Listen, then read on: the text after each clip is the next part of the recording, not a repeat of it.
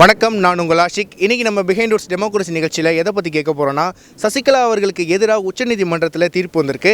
அதை பற்றி மக்கள் என்ன நினைக்கிறாங்க அப்படின்றத கேட்க போகிறோம். 2 டீமாக பிரிஞ்சு ஒரு டீம் கோல்டன் பே ரிசார்ட்டுக்கும் இன்னொரு டீம் வந்து ஓபிஎஸ் அவரோட இல்லத்துக்கும் போயிருந்தோம். மக்கள் என்ன சொல்கிறாங்க அப்படின்றத இந்த வீடியோவில் பார்ப்போம். அருமையான தீர்ப்பு, நல்லது சார். ஃபர்ஸ்ட் கிளாஸ் தீர்ப்பு, நல்ல ஆட்சி மலர்த்தான் சார். 21 வருஷத்துக்கு அப்புறம் இந்த மாதிரி ஒரு தீர்ப்பு வருதுன்னா ஜனநாயகம் இப்போ தாங்க ஒரு கரெக்டான தீர்ப்புங்க இது. இந்த தீர்ப்புனால தமிழ்நாட்டு மக்களே ரொம்ப சந்தோஷத்தில் இருக்காங்க. தமிழ்நாட்டு மக்கள் நான் இல்லை, தமிழ்நாட்டில் ஒவ்வொருத்தரும் இந்த ஓட்டு போட்டத்தினுடைய அடையாளமாக இப்போ இந்த தீர்ப்பு வந்ததுனால எல்லோரும் ரொம்ப ரொம்ப ரொம்ப சந்தோஷமாக இருக்காங்க. இந்த தீபாவளி எப்படி கொண்டாடுறாங்க, பொங்கல் எப்படி கொண்டாடுறாங்க, ஒரு வருஷப்பிறப்பு எப்படி கொண்டாடுறாங்க, அந்த மாதிரி ஒவ்வொரு திருநாள் எப்படி கொண்டாடுறாங்க அந்த மாதிரி கொண்டாடுறாங்க. இந்த தீர்ப்பை போகணும். கரெக்டான தீர்ப்பு தான். 21 வருஷம் கழிச்சு இன்னைக்கு தான் கரெக்டாக தமிழ்நாடு நல்லது வந்திருக்கு. செஞ்ச தப்புக்கு தீர்ப்பு கரெக்டாக வந்துக்குது.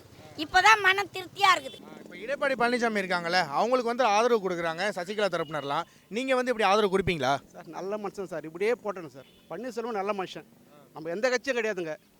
அருமையான நல்ல மனுஷன், சுமூகமாக ஆட்சி நடக்கணும் சார். சுமூகமாக மக்களுடைய குறையெல்லாம் தீர்த்து நல்லபடியாக பண்ணட்டும் சார். பன்னீர்செல்வத்தை தான் அடையாளம் காட்டு போனாங்க, அவர் தான் வரணும் எங்களுக்கு. தீபா அம்மா வரலாம், அம்மாவுடைய ரத்தம் அவங்க, இவங்க 2 பேர் தான். பன்னீர்செல்வம் தான் வரணும், அப்போதான் நாட்டுக்கு நல்லது. ஆனால் எங்கள் அம்மாவை சாவாச்சும் அவ பன்னீர்செல்வம் தான் வந்து கண்டிப்பாக இங்கே தமிழ்நாட்டுக்கு வருவார். அவர் தான் எல்லாத்தையும் தலைமையத்துக்கு நடத்துவார். அதுதான் நடக்க ஒழிஞ்சு அந்த எத்தனை எடப்பாடி வந்தாலும் சரி, யார் வந்தாலும் சரி, யாராலையும் ஒன்றும் பண்ண முடியாது. சிங்கத்தோட பிடரி எடுத்து நரி வச்சுக்கினாக்கா சிங்கம் ஆயிடுமா? தர்மம் வெல்லும், எப்பொருள் எத்தகையாயினும் அப்பொருள் மெய்ப்பொருள் காணப்படும் என்பதற்காக எப்பொருள் மெய்ப்பொருள் என்பதை இப்பொழுது கோர்ட் அவர்கள் நிரூபித்து விட்டார்கள். சசிகலா அவர்கள் சொன்னார்கள், நான் ஜெயிப்பேன், எதையும் சந்திக்க தயார். இதையெல்லாம் எனக்கு தூசி, அவளுக்கு தூசி இல்லைப்பா, அவள் எங்கேயோ இருந்து ஓடி வந்த ஒரு ஓசி.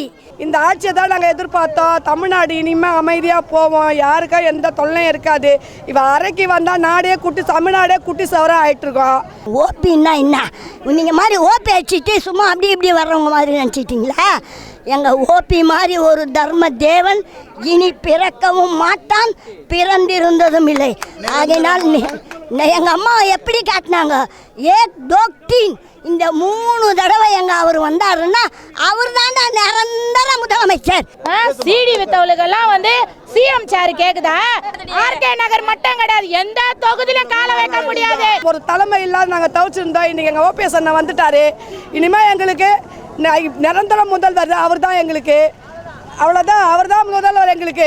அம்மா கை காட்டினாங்க, இவர் தான் முதல்வர்னு அம்மா கையை காட்டினாங்க. நாங்கள் ஏற்றுக்கணும், மகளிர் ஏற்றுக்கணும், 1.5 கோடி மக்கள் ஏற்றுக்கணும். எங்கள் அம்மாவையே வர வச்சது அந்த அம்மாவும்.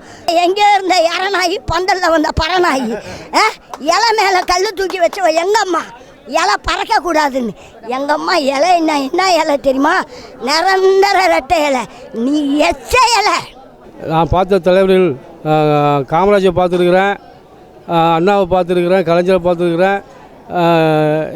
நம்ம புரட்சித் தலைவர் எம்ஜிஆர் காலத்திலேருந்து நான் அவருக்கு அந்த கலைக்குழு வச்சு நடத்தி வந்திருக்கிறேன்.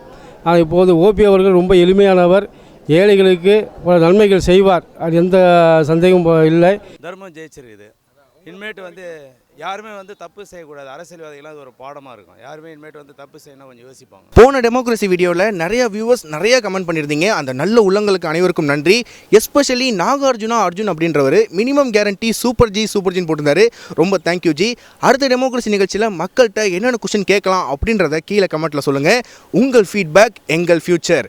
மறக்காமல் இந்த வீடியோவை லைக் பண்ணுங்கள், ஷேர் பண்ணுங்கள். குறிப்பாக பிஹைண்ட் ரூட்ஸ் டிவிக்கு சப்ஸ்கிரைப் பண்ணுங்கள்.